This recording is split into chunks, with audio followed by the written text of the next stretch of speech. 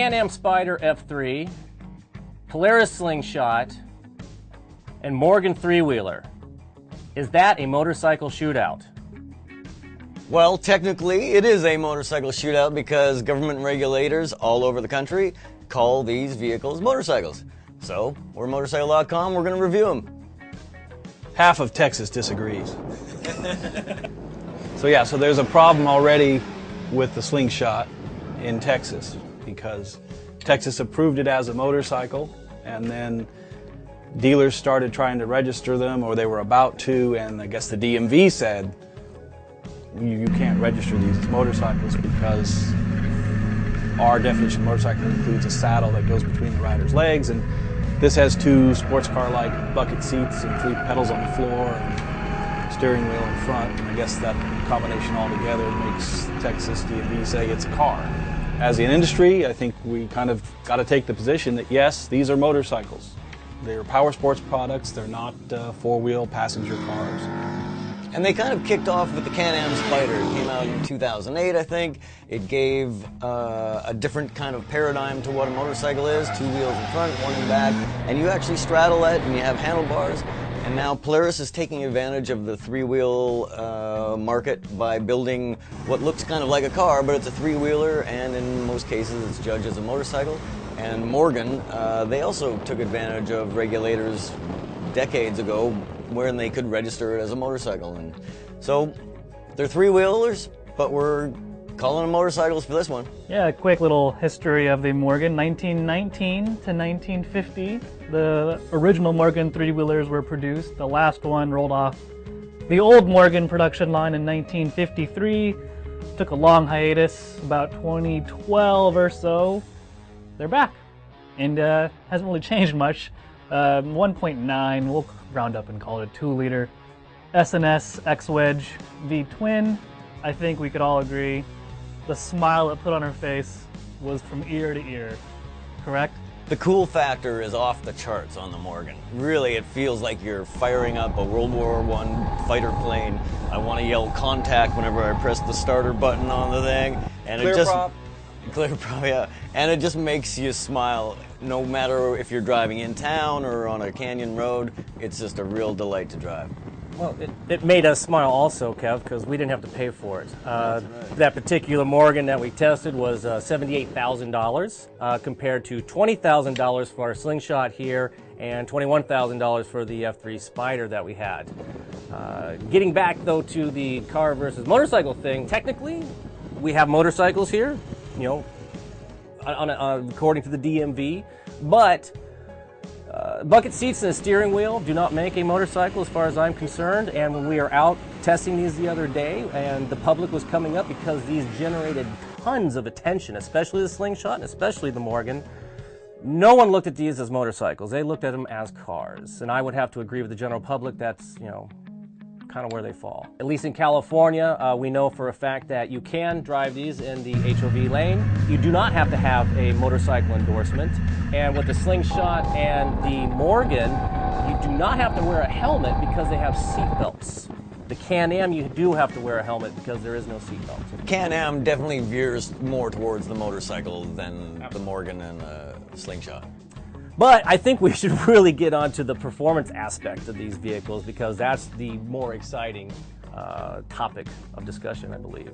Which I think we might have a little difference of opinion here with our Porsche driving car guy, Sean. The rest of us motorcycle guys who rarely get into these things, we felt that the Slingshot was actually really good, especially for the price point of $20,000. At 20 grand, it's the cheapest vehicle of the bunch, even cheaper than the Spyder.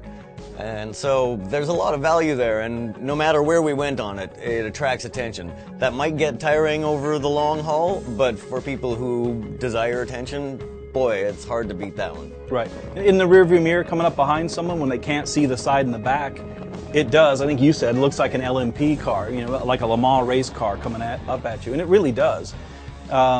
Kevin pulled up this alley this morning, and I looked at it, and I'm a pretty big critic of it, and I looked at it, I'm like, man, that looks awesome. It changes as soon as you get to 90 degrees. The front looks incredible.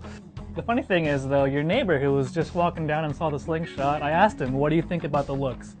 He goes, yeah, the back kind of looks like it's not finished, but when you're sitting in the driver's seat looking forward, who cares what the back end looks like? I mean, he's got a point. Sure. Yeah, those are the people you just passed. So the Can-Am Spyder, this is the new F3 model. It's got their new 3-cylinder motor, which is a big upgrade over the old twin. It's a 1330cc liquid-cooled motor. And with the Spyder being the lightest vehicle here, it has the best power-to-weight ratio. The Morgan three-wheeler is powered by the 1980cc V-twin S&S motor. Air-cooled, yeah, and it's positioned right up front, probably the best positioning for an air-cooled engine ever. All right, well, the Slingshot's a little different. Slingshot's powered by a 2.4, 2.38 liter GM Ecotec motor. It's a car engine. Fairly lightweight aluminum block motor. Makes great torque, 166 foot-pounds at 4,700 RPM, 173 horsepower, 6,200 RPM. Now those aren't dyno numbers, those are crankshaft numbers. You got to figure 15% driveline loss for all of these. Transmission-wise, I did think we should mention that the Morgan and the Polaris are your kind of standard shift 5-speed pattern. The Can-Am, on the other hand, is going to be your motorcycle, hand clutch with a foot shifter, or you can do the SE5 transmission, which gives you the push-button apparatus up here, which is actually really cool. The Slingshot's got a rotary shifter. The Morgan's, the tranny's from Mazda Miata, and it is one of the best gearboxes ever put in a motorcycle. It's really nice on that. Yeah, the Morgan's not worth $80,000, but it's definitely worth more. Not $80,000, but it does everything right. Troy got sick of hearing it coming down off the mountain as we wedged ourselves into that Morgan, and I just kept saying to him, as the shift knob flew off into his lap, I kept praising. It does everything right. It does it at a low limit. What'd you say, 0.74 Gs on the skid pad? That's deliberate, of course, for chassis safety. Morgan puts nice suspension geometry in the car. The steering feels awesome. The transmission feels awesome. It's a very rewarding car to drive, even fairly hard. But the limits are low because they deliberately don't put sticky tires on it to keep it from upending itself. But it has no bad habits. It's very honest, fun car to drive. A little tight fit for me, but what isn't? It's a tight fit for us. Yeah. For the purists out there too, I think they're going to like the Morgan because it's technology free. There's no ABS, there's no traction control. It's manual brakes, manual steering, and for the enthusiasts out there, it's like you're saying, Sean, at a lower threshold, super fun to drive. Yeah, I think the Spyder was more like a sailboat. So it leans to the outside and turns.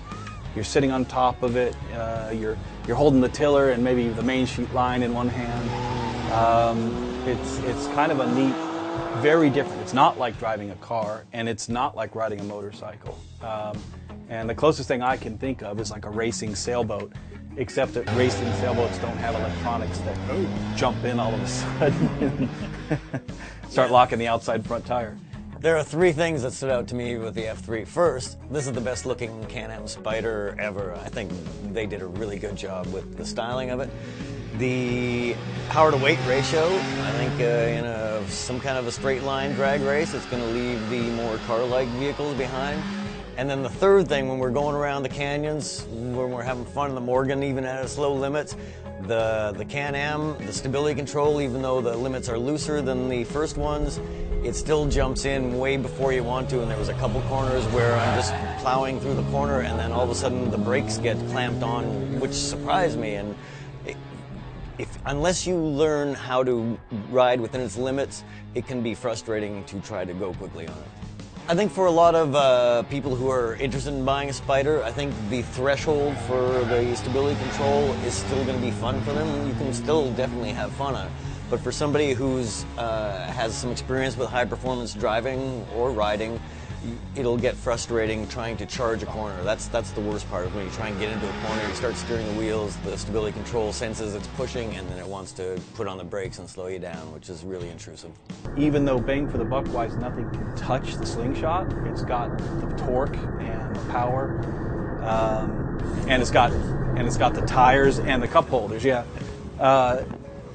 it doesn't have that feel. And I suspect, going from shifter cart setup and road race car setup and stuff like that, that we've got something of a caster issue, a lack of camber. It's probably got quite a bit of toe in. These are tuning things that are done to the cars, in particular on racetracks, to make them steer less. So if you got a lack of rear grip, you take grip out of the front. You do that by taking caster out of it. You do it by taking camber out of it. You do that by adding toe in like a street car, so that it doesn't grip so hard mid-corner. Unfortunately, it's done to such an extent to keep this car safe, compensating for that single rear tire, that they've taken so much caster out of it that it has basically no self-centering in steering. You can drive it down the road, go like that, with the steering wheel let off, and the car will just make an arc to the left. Talking about dynamics and going fast, Tom and I think we're talking about this the other day. With the Morgan, I think we all agree, the Morgan is a lot of fun even going slow. Right. Yeah. You can go slow in it, and you'll still have that smile from ear to ear. You can pick up the pace, and you'll still have a smile. But it's not like, I think for guys like us who are performance oriented, when we hop on the Slingshot or the Spyder, we want to go fast in it. It screams, hey, drive me fast, or ride me fast, let's boogie. The Morgan, it's like, hey man, let's just go for a cruise. Let's just hang out, have a good time, and that's okay. But when we start to experience the limits of the Slingshot and the Spyder, all four of us got a little bit... It's opposite. The Morgan, low limits, but you can push it as hard as you want to, and it's still fun, and it behaves. The other two, you push them, and they basically give up. They just say, no, we don't play this game. And it's the opposite, because they look fast, but hate it when you try to make them go fast. I disagree with that. I think the Slingshot does great when you try and go fast and you have the stability control shut off. The steering isn't great. I've driven many cars with better steering, but as far as pushing the limits, I know I'll go faster on a Slingshot than I will on a Morgan any day. Let's factor in what the buyer of these vehicles are. I don't think a guy looking at an $80,000 Morgan is going to be paying too much attention to a $20,000 Slingshot. Possibly, but maybe not. Like, as we brought this up, we've had neighbors coming over going, oh my God, that's super cool. And like our TV producer neighbor next door is like, this thing would be awesome for me to ride to work in Culver City every day. I can get into the HOV lane. It's convertible. It looks badass. And it'll piss my neighbors off, right? Because of the jealousy. Because they'll be jealous. Yeah. They'll be jealous of it, and that's something we did see. I have to concede. Bang for the buck. Nothing can touch the Slingshot with three wheels. Polaris has really nailed a certain consumer in the market that this. Again, it's affordable, man. It's $20,000. There's nobody I've run into so far that's when I tell them it costs $20,000, they think that's expensive. Everybody thinks, wow, that's all? They expect it to be more. Right. Well, even the Morgan, I mean, yes, the one we tested was 80, but you can get the base. It's too much. It's still a lot. Don't get me wrong, it's still a lot. But there's lesser expensive versions of that three-wheeler. The base model's about 50, which is a lot. Don't get me wrong. So I think what it comes down to is the technicality that these things are classified as motorcycles according to the DMV. We grasped onto that to go out and test these things as a novel, something outside of the normal two-wheel motorcycles that we test every time. I believe we are of the opinion that one of these is close to a motorcycle, the other two are not. But that shouldn't, sway anybody from not going out and checking out a Polaris or a Morgan if you can afford it, because all three of them are actually really cool vehicles. We had a lot of grins when we were driving these things around. It was really a good day. Yeah, can't argue with that.